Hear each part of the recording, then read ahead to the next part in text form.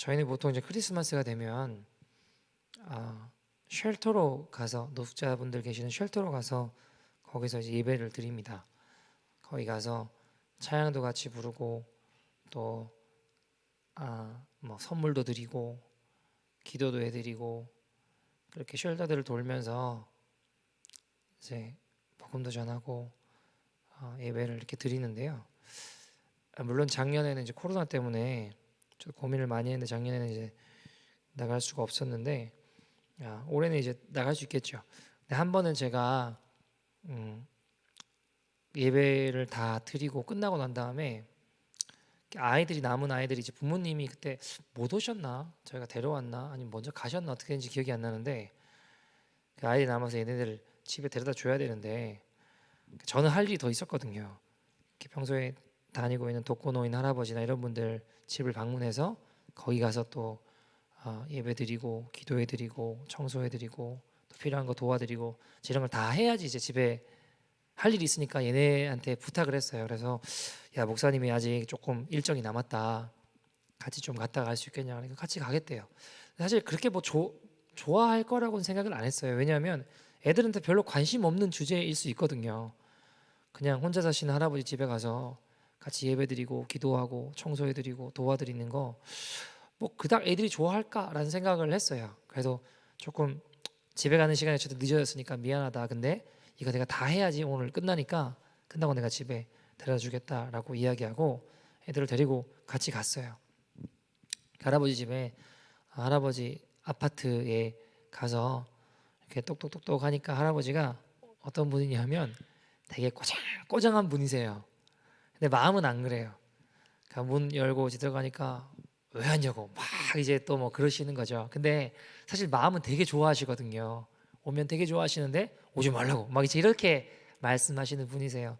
그 애들이랑 같이 가서 거기 청소도 하고 또 거기 이제 뭐 찬양도 부르고 기도도 해드리고 예배드리고 왔던 기억이 납니다.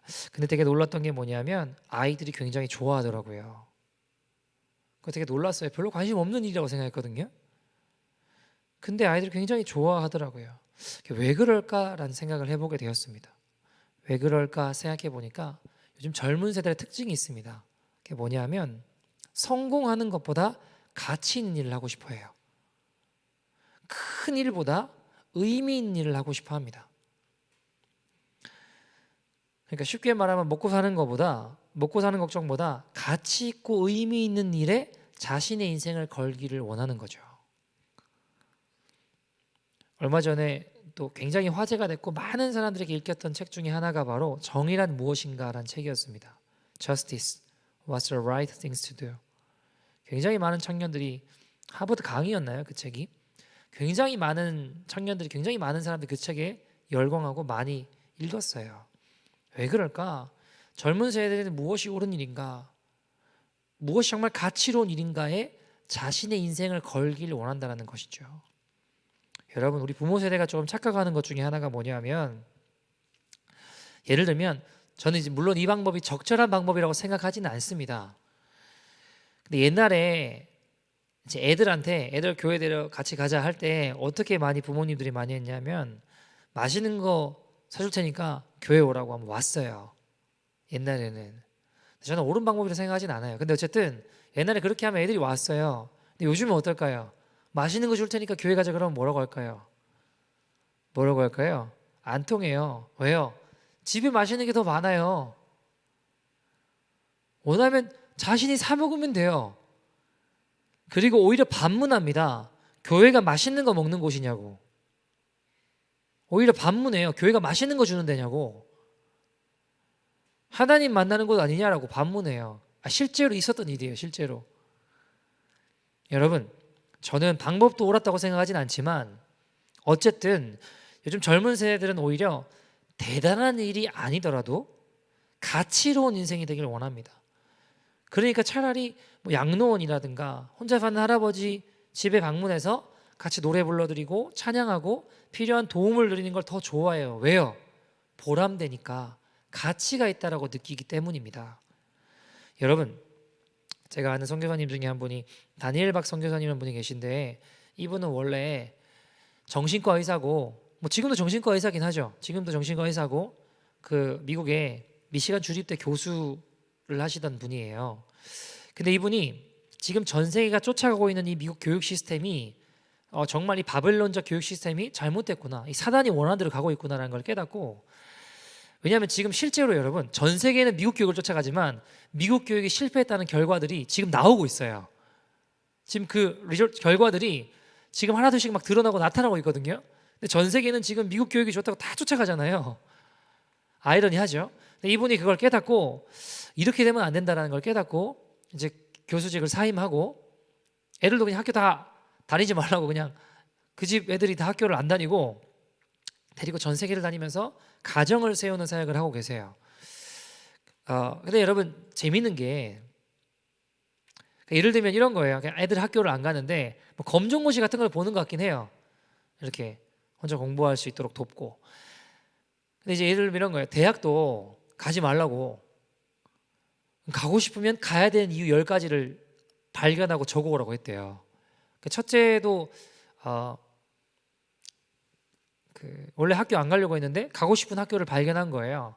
그 학교 이름이 뭐였더라? 미르네반가, 아무튼 그 새로 생긴 학교인데, 그 캘리포니아에 있는 학교인데 이제 4년 동안 8개 나라를 돌면서 이제 다 이렇게 하는 학교예요. 새로 생긴 학교인데, 근데 이제 그 친구가 원하는 공부를 발견했기 때문에 10가지를 적어 왔대요.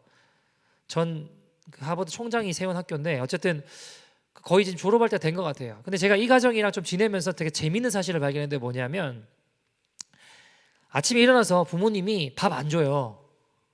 아침밥 안 차려줍니다. 그러니까 애들은 원하면 일어나서 먹고 싶은 거 있으면 자기가 차려 먹어요. 근데 재밌는 사실이 뭐냐면 우리한테 중요한 건 되게 애들 밥을 잘 먹는 거예요. 잘 먹는 거. 근데 재밌는 건 그 애들 누구도 부모님이 밥 안 차려준다고 컴플레인 하지 않더라고요. 오히려 컴플레인한 게 뭔지 아세요? 아버지가 내 미래를 놓고 같이 고민하고 기도하고 같이 함께 시간을 보내주지 않는 것을 놓고 컴플레인해요. 내 인생을 놓고 하나님 뜻 안에 이 길이 어떻게 걸어가게 될 것인가를 놓고 같이 기도하고 같이 고민하고 같이 시간을 함께 보내지 않는 것을 놓고 컴플레인하지, 아침밥 차려주지 않는 것으로 컴플레인하는 애들이 없더라는 거예요. 부모에게는 밥 먹는 게 되게 중요한데, 근데 애들은 그게 중요한 매럴이 아니더라는 겁니다. 여러분, 즉 우리에게 중요한 건 밥인데 애들에게 중요한 건 그게 아니라 함께 가치 있는 시간을 보내는 겁니다. 그러니까 지금 전혀 엉뚱한 것에서 방법을 강구하고 찾고 있더라는 겁니다. 여러분 오늘 본문에 보시면 우시야란 사람, 우시야 왕의 이야기를 다루고 있습니다. 근데 여러분 오늘 본문 시작할 때부터 16절에 뭐라고 하나요? 그가 강성하여 지매라고 이야기하죠. 16절에. 자, 강성하여졌다. 그가 어쨌든 나라가 부강하여지고 많은 일들이 이루어지기 시작해요. 근데 그렇게 어떻게 되나요? 그러니까 엉뚱한 짓을 하기 시작합니다. 강성하여지니까. 하나님이 허락해 주신 건데 이걸 이제 엉뚱한 짓을 하기 시작하는 거예요. 내가 잘난 줄 아는 거죠. 엉뚱한 것에서 뭔가 결과물을 얻어내 보려고 시도를 하더라는 거예요. 그래서 강성하여지면 어떻게 됐다고 하죠? 16절에 그의 마음이 교만하여져. 교만하여 어떻게 했대요? 악을 행했대요. 그래서 어떻게 했대요? 하나님 여호와께 범죄하였는데 죄를 지었는데 그게 뭐냐? 뭐라고 하나요? 곧 여호와의 성전에 들어가서 향단에 분향하려고 했대요. 자, 여러분 여기 조금 설명이 필요한데, 아니 여호와의 전에 들어가 향단에 분향하려고 했다. 뭐 큰일인가? 근데 그 일을 놓고 그 다음 절에 보시면 17절에 보면 제사장 아사랴가 80명을 데리고 와서 그 일을 막으려고 합니다. 왕이시여 이건 잘못됐습니다 라고 이야기하는 거예요. 이 일은 18절에 보면 어떤 이야기를 하고 있나요? 이건 성전에서 분향하는 일, 즉 쉽게 말해 제사 지내는 일, 좀 더 쉽게 말하면 예배를 드리는 일은, 예배를 인도하는 일은 왕이 할 일이 아니라 제사장이 할 일이라는 거예요. 아론의 자손들이 제사장들이 할 일이라는 겁니다. 여러분 이게 왜 심각한 일인지 제가 조금 설명드리면 당시에 구약에는요 기름 부음 받은 자의 분류가 세 가지가 있습니다. 첫 번째 왕, 두 번째 제사장, 세 번째 선지자, 이렇게 세 분류로 나눠져요. 그런데 중요한 건 왕이 제사장의 일을 감당할 수가 없어요. 제사장이 왕의 일을 감당할 수가 없게 되어 있습니다. 쉽게 말하면 우리도 대통령이 있다고 칩시다. 대통령이 사법부, 법 다 무시하고 자기 마음대로 법 무시하고 행동하면 되나요? 그럴 수 없어요. 그죠? 재판관들이 법을 집행하는 사람들이 법에 의해서 해야 될 일이 따로 있고요. 대통령이 재판을 할 수는 없다고요. 입법부, 사법부, 행정부 나눠져 있는 것처럼 나라가 마찬가지로 제사장 해야 될 일은 제사장이 해야지 선지자나 왕이 할 수 없게 되어 있는 거예요. 자, 근데 지금 이 우시아가 뭘 하려는 거예요? 제사장 일을 하려고 하는 겁니다. 근데 이게 왜 심각한 일이냐? 여러분, 인류 역사상 왕과 제사장과 선지자의 기름 부음 받은 세 가지 역할을 감당한 분은 인류 역사에 단 한 분밖에 계시지 않아요. 누굴까요? 예수 그리스도. 그래서 그분이 메시아라는 겁니다. 그 세 가지 역할을 감당하는 자가 메시아인 거예요. 예수님밖에 없어요. 근데 여러분, 지금 우시아가 왕의 역할을 감당해야 될 자가 제사장의 일을 감당하려고 한다는 건 무슨 말일까요? 내가 메시아 되겠다는 거예요. 내가 하나님이 되겠다는 겁니다. 그래서 이게 심각한 일이고 심각한 범죄라는 거예요. 여러분, 그래서 19절에 보면 어떤 일이 벌어지나요? 19절 말씀 같이 한번 읽어볼까요? 시작. 우시아가 손으로 향로를 잡고 분향하려고 하다가 화를 내니.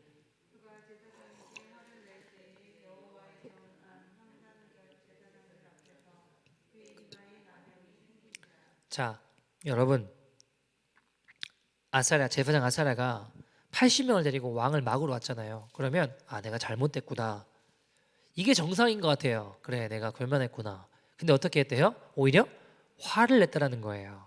그러니까 하나님 어떻게 하시죠? 마지막에 뭐라고 하나요? 그의 이마에 나병이 걸리게 됐대요. 레프러시. 나병이 걸리게 됐습니다. 문둥병이 걸리게 된 거예요. 자, 여러분, 이마에 나병이 걸리면 누구나 다 알까요? 모를까요? 그 사람이 레프러시 걸린지 알겠죠? 여러분, 문둥병이 걸린 자는 여호와의 전에 들어올 수 있을까요? 없을까요? 못 들어와요. 여러분, 20절, 21절 보시면 알겠지만 성전에서 쫓겨나요. 21절에 보면 언제까지 성전에 못 들어갈까요? 죽는 날까지 예배당에 성전에 못 들어가게 됩니다. 누가요? 우시아 왕이에요. 왜요? 나병 때문에요. 자, 여러분, 한번 생각해 봅시다. 이제 나병이 걸려 더 이상 하나님의 전에, 여호와의 전에 성전에 들어가지 못해요.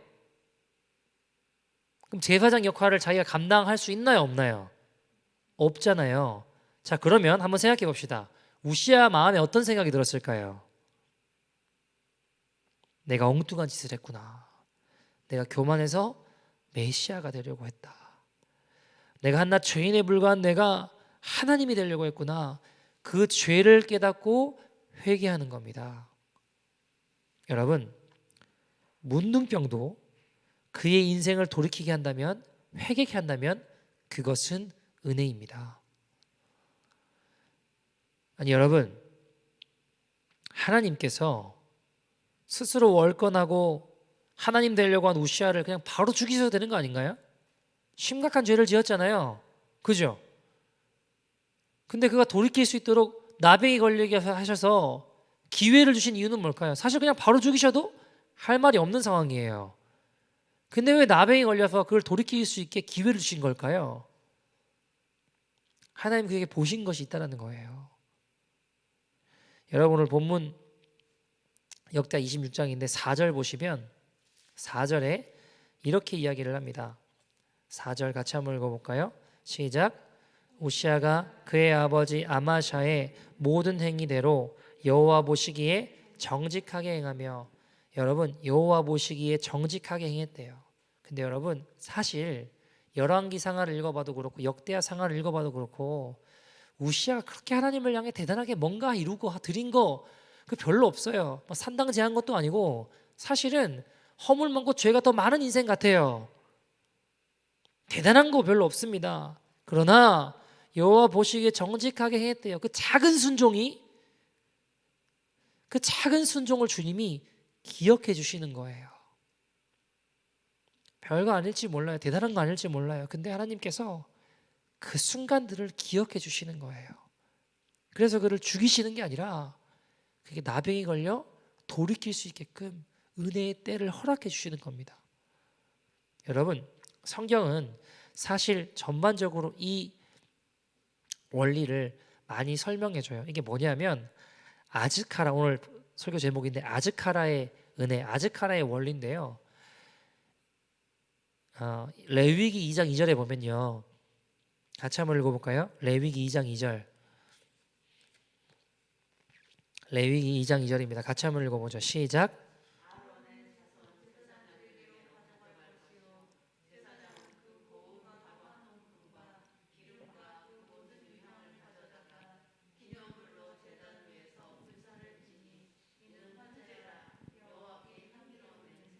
자, 이게 뭐냐면 레위기 2장은 성경에 보면 제사 지내는 방법이 많이 있어요.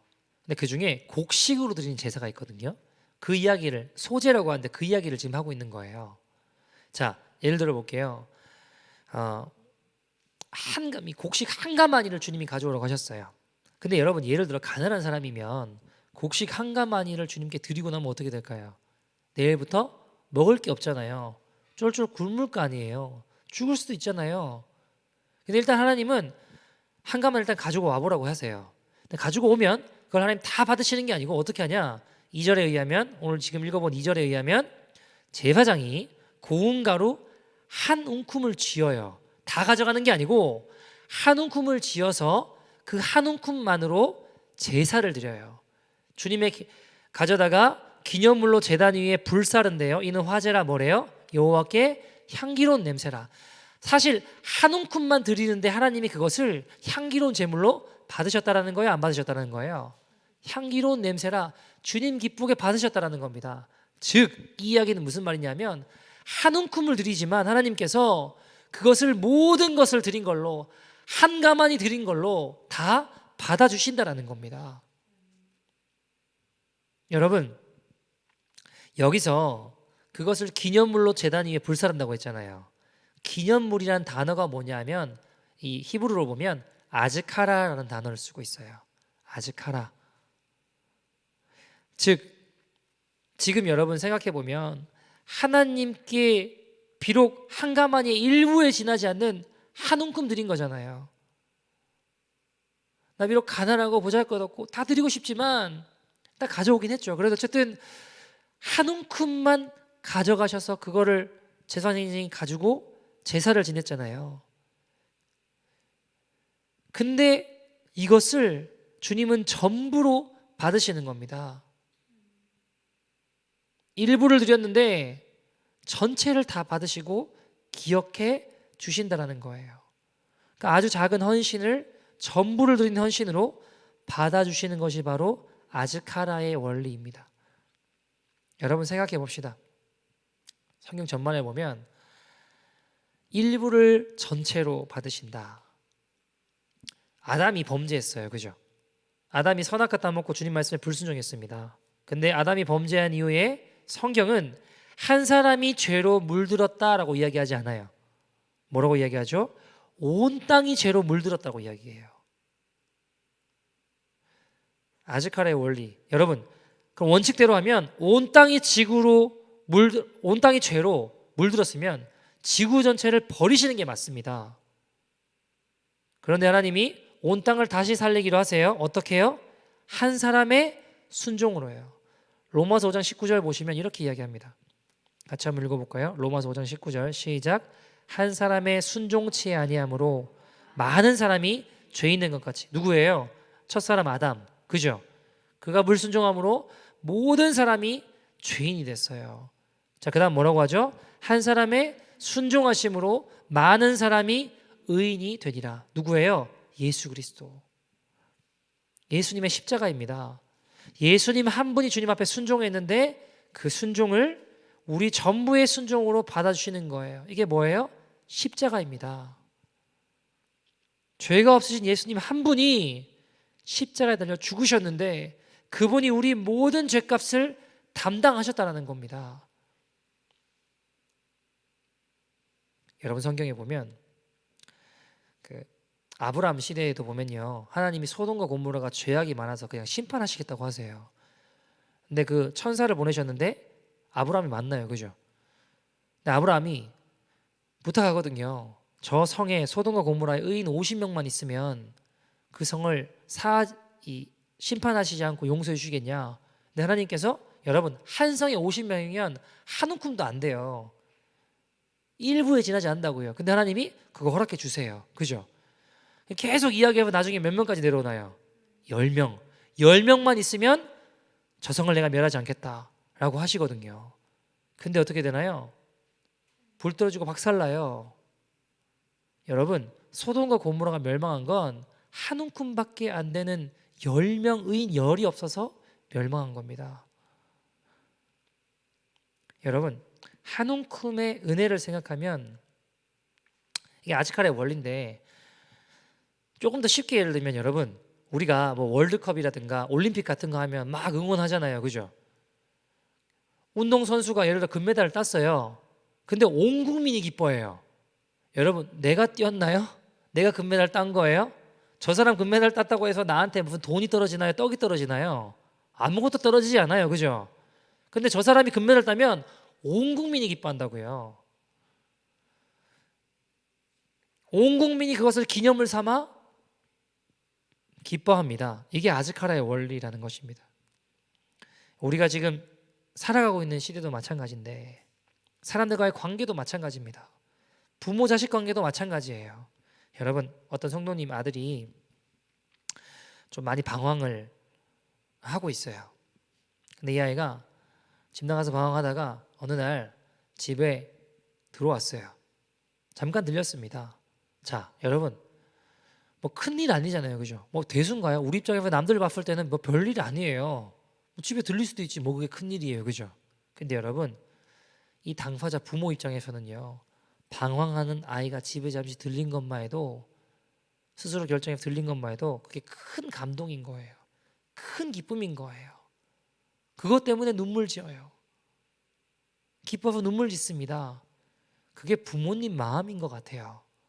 대단한 일 아니지만 이 아이의 작은 변화에 크게 감동하는 거, 그 작은 변화를 모든 것으로 받아들이는 거. 여러분 이게 하나님 아버지의 마음 아닐까요? 여러분 자녀들이 효도하는 날이 맞나요? 불효하는 날이 맞나요? 여러분 질문을 피한다고 대답을 피해갈 수는 없습니다. 자녀들이 효도하는 날이 맞나요? 불효하는 날이 맞나요? 자, 여러분 제 자신만 봐도 불효하는 날이 더 많은 것 같아요. 근데 부모님은 아무리 속을 썩여도 그 아이를 버리지 않습니다. 여러분 보통 아이들이 예쁜 짓을 할 땐 되게 어릴 때라고 하거든요. 자아가 발달하기 전에 말 잘 듣는데요. 그때는 예쁜 짓도 하고 많이 한대요. 근데 애가 자아가 자라면서 어떻게 되나요? 반항하고 불순종하고 마음대로 살고 그래요. 그죠?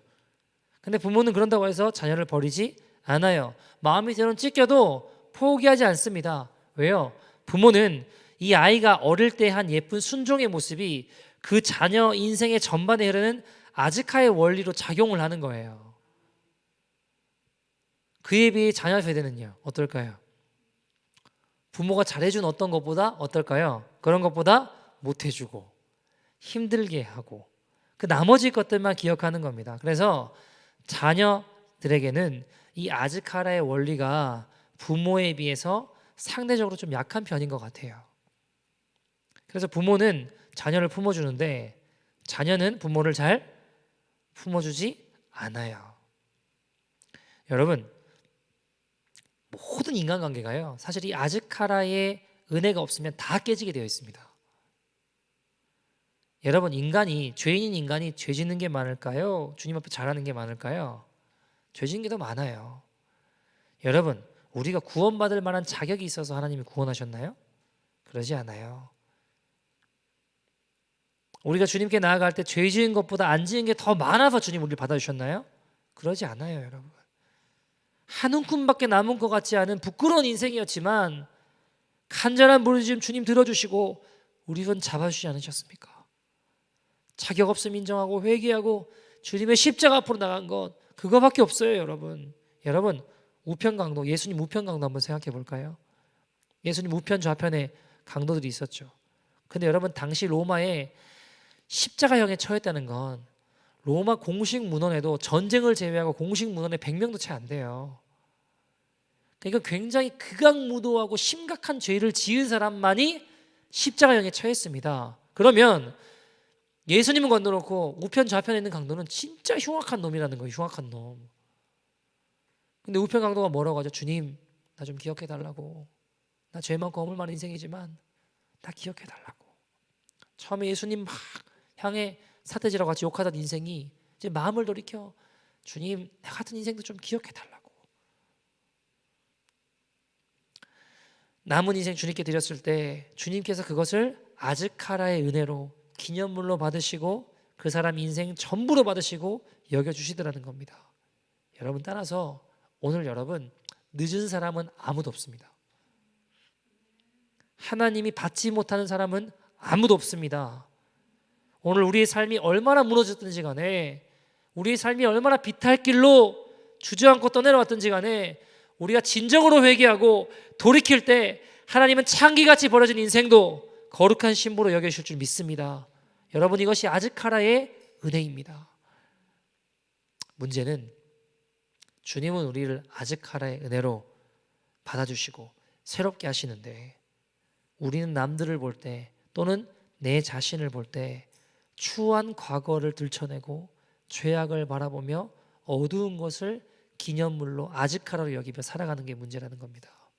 여러분, 우리가요 무엇을 우리 인생의 기념물로 아즈카라로 여기며 살아가느냐는 우리가 결정하는 거예요. 그게 우리 인생 전반에 전체에 영향을 미칠 수 있습니다. 만약 우리가 과거에 안 좋았던 상처 또는 저놈은 진짜 안 된다, 그 한 부분을 인생 전체로 여기며 살아가는 거예요. 그러면 용서가 될까요, 안 될까요? 용서 안 돼요, 여러분. 용서 안 돼요. 안 좋은 기억을 기념물로 여겨서 인생 전체로 여기며 살아가는 겁니다. 그럼 어떻게 될까요? 인생이 자꾸 사단이 원하는 곳으로, 어두운 곳으로 몰려가게 되어 있습니다. 우울증, 분노, 자기연민, 피해의식 등등, 이것을 내 인생의 기념물로 삼아서 걸어가는 겁니다. 여러분, 제가 보니까요 아이들이고 어른들이고 애들도 다 상처가 있어요. 애들이라고 없는 게 아니고 애들도 다 있고요, 어른도 다 있어요. 모든 사람이 다 있습니다. 없는 사람이 없어요. 여러분, 애들 수련회 보내놓으면 애들이 가서 하는 게 뭐예요? 저놈들이 가서 뭐예요? 엄마 용서하게 해달라고 기도하고 아빠 용서하게 해달라고 기도하잖아요. 그놈들이 안 그래요? 애들이 기도해 보면 다 그렇게 기도하고 있어요. 애들도 다 상처가 있어요. 상처가 없는 사람이 없습니다. 그러나 여러분, 기억하십시오. 상처는 치유받는 것이지 기념 대상이 아닙니다. 많은 사람들이 상처를 기념물로 삼고 살아가요. 그 상처로 인생 전체를 다 봐요. 그럼 우리 인생이 정말 그렇게 되는 겁니다. 여러분, 세상에 어려움이 없는 사람은 아무도 없어요. 근데 우리는 자꾸 나만 그런 것처럼, 나만 상처가 있는 것처럼 그 상처를 기념물로 삼아 살아가면 그 인생은 계속 수렁으로 빠지더라는 겁니다. 여러분, 생각해 봅시다. 인생에 정말 행복만 있는 인생이 있나요? 그런 인생은 없어요, 여러분. 나는 너무 행복한 일들밖에 없어. 나는 어떻게 인생에 고난이 하나도 없고 행복한 일들밖에 없지? 하나님, 저 고난 좀 주세요. 고난 좀 많이 주세요. 이런 사람 있어요? 그런 사람 없어요, 여러분. 애들도 물어보면요, 인생에 나름대로 고민이 있고 어려움이 있고 환난이 다 있어요. 자기 나름대로 다 있습니다. 저 집은 참 평안해 보인다. 근데 여러분, 들어가서 보잖아요. 그러면 눈물 없이 들을 수 없는 이야기들이, 때론 자녀들 때문에, 남편 때문에, 아내 때문에, 때로는 여러 가지 어려운 상황들 때문에 눈물 많고 어려움들이 다 있더라는 거예요. 인생에 누구나 축복의 장면만 있지 않고 고통의 장면도 존재하더라는 겁니다. 여러분, 저는 있을까요, 없을까요? 목사님은 괜찮지 않네요. 여러분, 저도 정말 기도하지 않으면 버틸 수가 없는 순간들이 참 많이 있어왔고 앞으로도 있을 겁니다. 여러분, 제가 어릴 때 아버지 사업을 하셨는데 진짜 많이 망하셨거든요. 부도가 한두 번 난 게 아니에요. 제가 가만히 생각해 보니까 원래 어떤 성현동이라는 곳에서 이제 주변에 집도 없고 해가지고 거기에 공장 지으셔서 사업을 하셨어요. 근데 주변에 갑자기 주택들이 막 들어와요. 여러분, 주택들 입장에 공장이 있으면 좋을까요, 싫을까요? 시끄럽고 싫죠. 재판을 걸었어요. 어떻게 됐을까요? 아버지가 그래도 먼저 사업하고 있었는데 지네들이 잘못했지 했을까요? 아버지가 졌어요. 쫓겨났습니다. 하루아침에. 그래서 쫓겨나서 빚을 더 많이 내서 쫓겨나지 않을 것 같은 공장 단지로 들어가서 빚을 엄청 많이 내서 건물을 지었어요. 공장 사업하려고. 짓자마자 불났습니다. 여러분, 끔찍한 상황 아닌가요? 완전히 다 끝장난 거 아닌가요? 제가 지금 가만히 생각해봐도 부도도 많이 났고 동생도 백혈병이다 아프죠. 뭐 어느 하나 이게 그 아픔과 상처를 아즈카라로 살아갈 수밖에 없는 상황 아닌가요? 충분히 그럴 수 있는 거 아닌가요? 근데 제가 잊혀지지가 않는 게 아버지가 그때 저한테 뭐라고 하셨냐면 하나님께 감사하대요. 이게 도대체 무슨 말이에요, 여러분? 아버지 저한테 뭐라고 하셨냐면 종민아, 하나님께 너무 감사하다고. 공장에 다 짓자마자 불이 났으니까 그 안에 들어와야 될 수천만의 나는 기계들은 다 괜찮지 않냐고, 건지지 않았냐고. 비즈니스를 하다 불났으면 그것까지 다 붙었을 거 아니냐. 근데 짓자마자 불났으니까 안에 그 기계들은 안 들어왔으니까 그건 다 무사하니까 얼마나 감사하냐 그러시더라고요. 여러분, 인생의 불행을 기념물로 삼을 수 있는 상황에 부족하지만 감사하는 은혜를 아스카라로 삼는 거예요. 제가 그때 알았습니다. 이 고난이 아버지의 삶에 털끝 하나 미치지 못하겠구나. 여러분, 무엇을 내 인생의 기념물로 삼을 것이냐, 무엇을 내 삶의 아즈카라로 삼을 것인가 우리가 선택할 수 있어요. 여러분, 무엇을 우리 인생의 아즈카라로 여기며 사시겠습니까? 여러분, 우리 중에 넘어지지 않는 사람 없습니다. 죄에 안 져본 사람 어디 있습니까? 저도 목사지만 여러분, 제 인생에 부끄럽고 창피하고 때로는요, 왜 너 같은 놈이 목사를 해가지고 우리 성도들 괴롭히고 힘들게 하냐고, 왜 너 같은 놈이 목사가 돼가지고 우리 귀한 성도님들 괴롭고 힘들게 하냐고 하는 생각이 들 때가 참 많아요. 그때는 여러분 정말 제가 싫어요. 사실 여러분, 제가 단순히 부족해서가 아니라, 부족한 게 많아서가 아니라 저는 저를 잘 알아요. 제가 얼마나 성도님들 이끌 자격이 없는지. 여러분, 때로는요 제 자신을 보면서 저도 제가 용서가 안 돼요. 제가 이 길을 걸어갈 수 없는 사람이라는 것, 하나님의 종이라 부름받은 것도 부끄러운 사람이라는 거, 여러분 누가 이야기하지 않더라도 제 스스로 너무 잘 알고 있습니다. 부끄럽고 창피하지만 그래도 여러분, 제가 이 길 걸어갈 수 있는 것은 저의 어떠함이 아니라 나를 사랑하셔서 나를 위해 십자가 져주신 주님의 은혜가 저항할 수 없는 은혜로 저에게 아즈카라가 되기 때문에 믿음의 발걸음을 또 오늘도 옮기는 거예요. 여러분, 주님의 십자가를 나의 인생의 기념물로 삼고 아즈카라로 삼아서 걸어갈 때 늘 넘어지고 비틀거리고 헤맬지라도 우리가 이길 끝까지 주님 따르길 원해요. 기도하며 나아갈 때 주님 그것을 전부로 받아주실 줄 믿습니다. 여러분, 마찬가지로 우리의 인생의 배우자의 관계도, 부모가 용서되는 길도, 친구와 동료들, 사람들과 하나 되는 방법 다른 거 없습니다. 여러분, 아즈카라의 은혜로 나아가야 합니다. 나를 바라보시는 하나님의 시선을 기억하며 나도 그렇게 나가는 거예요. 여러분, 우리 주변 사람들 보면 배우자가 됐건 자녀들이 됐건 부모님이 됐건 주변 사람들이 잘못한 게 더 많겠죠. 99가지 잘못한 것일 수 있습니다. 그러나 그 사람이 베푼 선한 것 한 가지, 그것을 크게 기억하며 나아갈 때 묶여있는 것들은 풀어지고 하나님의 은혜가 열릴 줄 믿습니다. 여러분, 가정에서도 한 사람이 중요해요. 우상제조하던 집안이었던 그 보잘것없던 인생 아브라함 한 사람이 하나님 앞에 온전히 서니까 어떻게 돼요? 그 집안이 다 축복의 통로가 되잖아요. 아브라함, 이삭, 야곱 12아들 축복의 통로가 됩니다. 여러분, 처음부터 믿는 집은 없어요. 그죠? 다 불신자였는데 예수님 복음 받아들이고 예수 믿게 된 거 아닙니까? 어느 누군가는 그렇게 된 거 아닙니까? 아브라함의 가정으로 변화되기를 소원합니다. 나로부터 시작됩니다. 교회에도 동일한 원리가 적용돼요. 여러분, 교회가 십자가 앞에 바로 서서 주의 진리의 말씀 위에 목숨 걸면 교인들도 그렇게 변화되고 잘 따라갑니다. 그러나 교회가 종교화되고 세상을 따라가기 시작하면 교인들도 그렇게 되더라는 겁니다. 여러분, 이게 왜 심각하냐면 교회를 다니는데도 지옥으로 가는 기가 막힌 일들이 벌어지고 있기 때문입니다.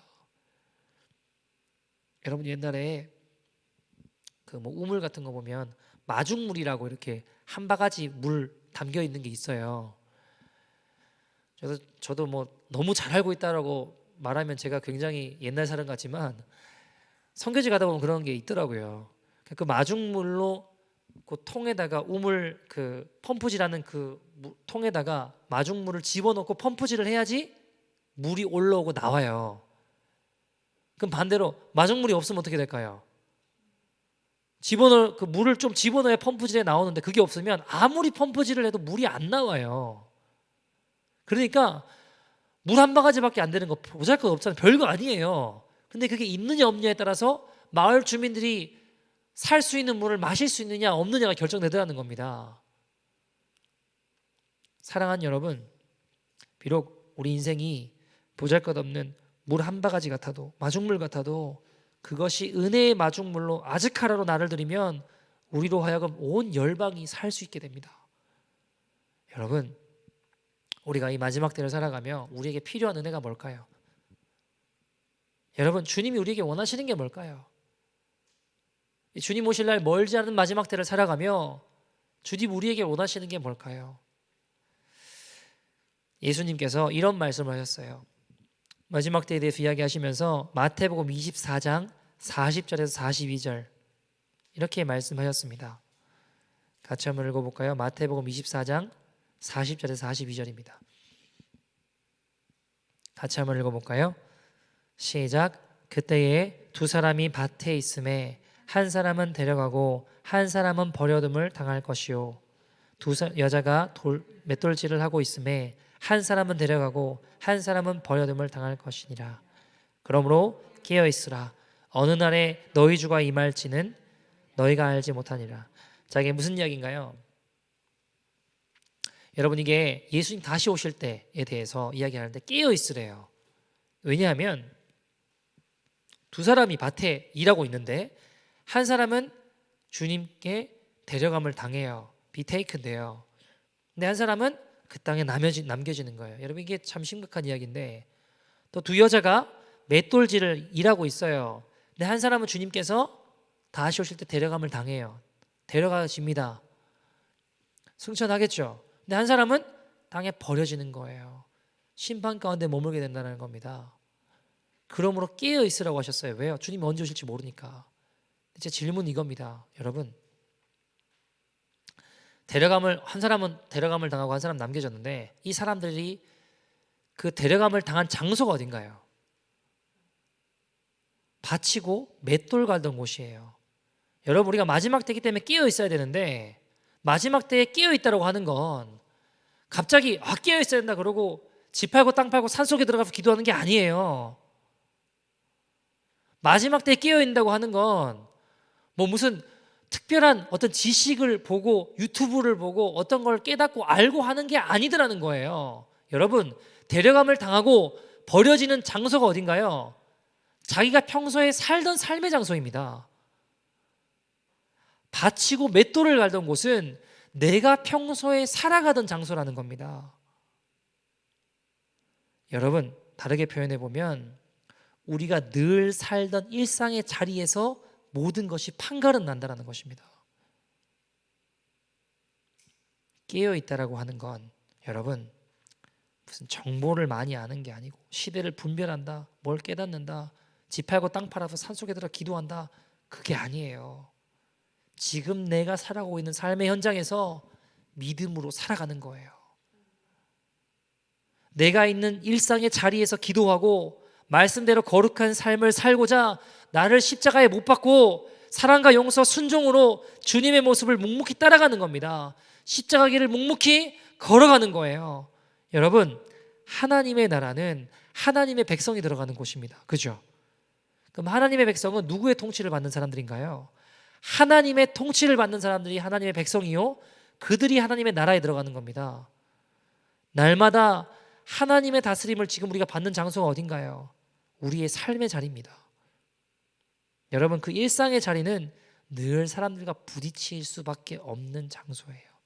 그게 가정이 되었건 직장이 되었건 학교가 되었건 어디가 되었건 우리가 있는 모든 땅들은요 다 부딪히고 때론 힘겹고 고통스럽고 때론 빛과 어둠이 교차하는 장소들입니다. 네, 여러분, 여기서 아즈카라의 은혜를 실천하고 순종하고 나아가 보는 거예요. 여러분, 우리가 예를 들면 어떻게 적용해 볼 수 있을까요? 저희 성도님 중에 어떤 분이 일식집을 하세요. 이분이 크고 대단하고 엄청난 일을 하라는 게 아니에요. 일부를 전부로 받아주신 은혜를 기억하며 작은 순종을 일궈 나가는 거예요.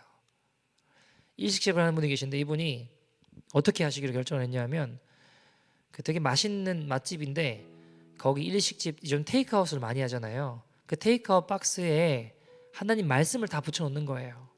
뭐 John 3:16, 뭐 John 1:12, 뭐 이런 거 이제 말씀을 다 붙여놔서 누구든지 볼 수 있도록, 하나님 말씀 볼 수 있도록.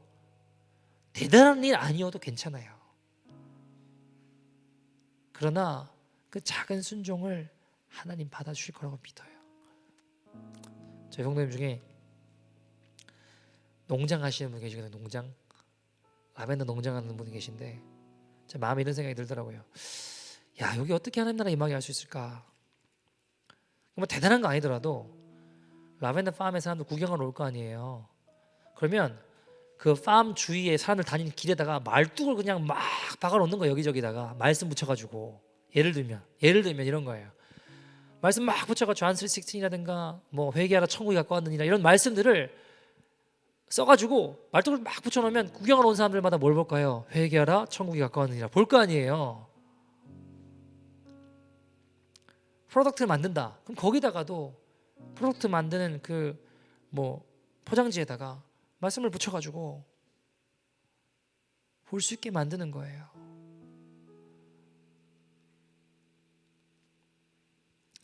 어떤 청년이 제가 잠깐 이야기를 했는데 원래 법을 공부했대요.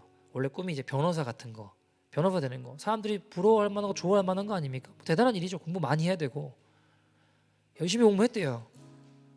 근데 이제 그 길로 나아가려고 보니까 자기가 어보션을 변호해야 되더래요. 보니까 낙태를 자기가 변호한 일을 해야 되더라는 거예요. 이게 자기가 가지고 있는 가치관하고 충돌하는 겁니다. 기독교적인 가치관하고 충돌하는 거예요. 그건 아니지. 하나님 기뻐하시는 일 아니지. 그걸 할 수는 없지. 그리고 열심히 공부했는데 관두고 다른 거 공부해요 또. 속으로 귀하다 생각했습니다. 여러분, 세상이요 점점 마귀가 정치, 경제, 문화, 사회, 교육 할 거 없이 다 잠식시켜가고 있습니다. 보통 일이 아니에요, 여러분.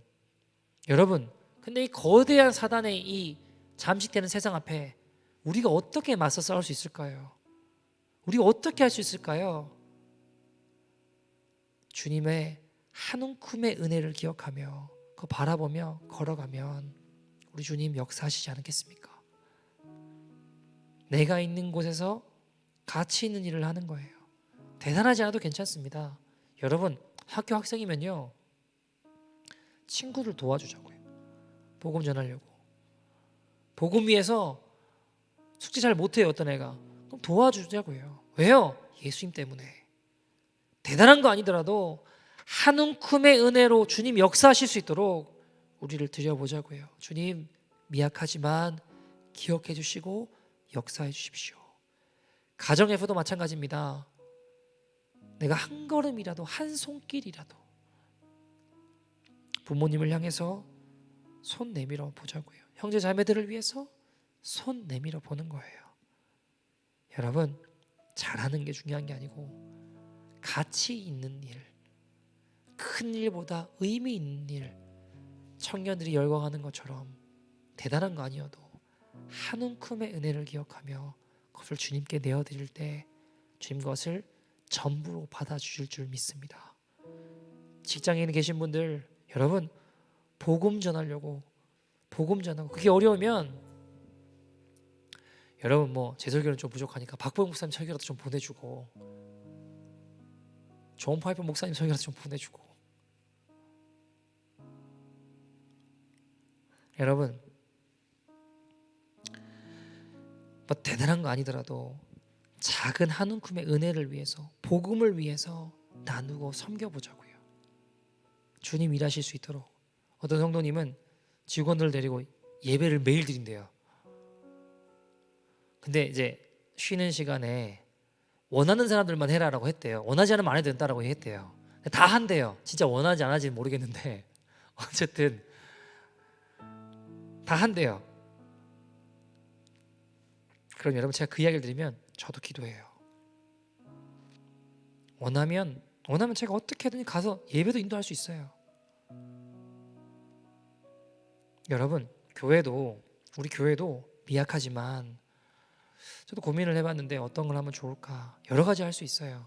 제가 앞으로 나가서 우리 이제 토요일에 원래 가서 노방 찬양도 하고 전도도 하고 막 했는데 다시 할 겁니다. 그것뿐만이 아니고 여러분, 우리 가정에서 할 수 있는, 교회에서 할 수 있는 일들도 계속 일궈 나갈 거예요. 우리가 아프리카 보잖아요. 우물 파는 일을 할 겁니다. 우물 파는 거. 거기 아이들은 여러분 커피색보다 더 진한 물을, 똥물을 마시면서 살아요. 옆에 염소가 똥을 누고 있는데 그 물 마셔요. 병 걸릴까요, 안 걸릴까요? 걸리죠. 병 걸려 죽을 수밖에 없어요. 다 부족하고 다 어려운 거 많죠. 근데 우리가 그거 다 감당할 수 없잖아요. 그러면 일부라도, 가장 중요한 게 뭘까? 지금 할 수 있는 일이 뭘까? 아즈카라의 은혜를 기억하며 우리가 우리의 것들을 드리면 하나님 어떻게 역사하실지는 우리가 기대해 볼 수 있잖아요. 여러분, 제일 중요한 게 물인 것 같아요. 깨끗한 물만 마셔도 많은 병들이 없어질 겁니다. 우물 파는 일들을 우리가 하면 어떨까? 일단은 제 생각에는 다음 주부터 6월 한 달 동안 드려지는 모든 온라인 헌금, 모든 오프라인 헌금, 그러니까 모든 헌금이라는 헌금은 다 우물 파는데 드려보려고요. 여러분, 물이 생명이거든요. 깨끗한 물만 마셔도 죽을 수밖에 없는 애들 많이 살아날 수 있어요. 그러면 설명할 수 있잖아요. 진정한 리빙 워터가 우리 예수님이라고. 우리를 살릴 수 있는 진정한 리빙 워터는 예수님이라고 복음 전할 수 있잖아요. 미약하지만 아즈카라의 은혜 기억하며. 여러분, 어떤 사람 이렇게 이야기할 수 있겠죠. 그런다고 뭐가 바뀌냐? 우물 몇 개 진다고 뭐가 바뀌냐? 우리가 아프리카 다 책임지면 좋겠지만 그렇게 할 능력이 안 돼요. 괜찮아요. 작은 거 일부지만 주님께 드리면 한 소년이 잃었던 오병이어 기억하고 모든 사람을 먹게 하신 것처럼 작은 은혜, 아즈카라의 은혜로 주님 받으셔서, 그걸 기념물로 받으셔서 하나님 당신의 일들을 이루어 나가실 것입니다. 우리를 받으실 겁니다. 여러분, 우편강도가 한 움큼의 은혜로 그 인생을 주님 받으셨다면 우리 늦은 사람 아무도 없어요. 목사님, 전 나이가 너무 많아요. 아니요, 여러분, 하나님 받지 못하는 사람 아무도 없습니다. 오늘 우리의 삶이 얼마나 무너졌든지, 얼마나 지금 비탈길로 떠내려가고 있든지 간에 관계없이 우리가 진정으로 회개하고 돌이킬 때에 하나님은 창기 같은 버려진 인생도 거룩한 신부로 받아주시고 여겨주실 줄 믿습니다. 이것이 아즈카라의 은혜입니다. 우리 같이 한번 기도합시다. 하나님, 나를 은혜의 마중물로 사용하여 주시옵소서. 주님, 미약하고 부족하지만 아즈카라의 은혜로 역사하여 주시옵소서. 주님, 늦은 사람 아무도 없습니다. 지금 내 삶이 비록 부족하고 무너졌고 얼마나 비탈길로 떠내려갔던지 관계없이 주님 앞에 나아가고 회개하고 돌이킬 때에 하나님, 멀어진 인생도 거룩한 신부로 여기시고 역사하실 줄 믿습니다. 주님, 아즈카라의 은혜로 역사하여 주시옵소서. 주님, 미약하지만 나를 드리오니 주여 받아 주시옵소서. 시간 다 같이 주의 이름 부르고 동서로 기도합니다. 주여.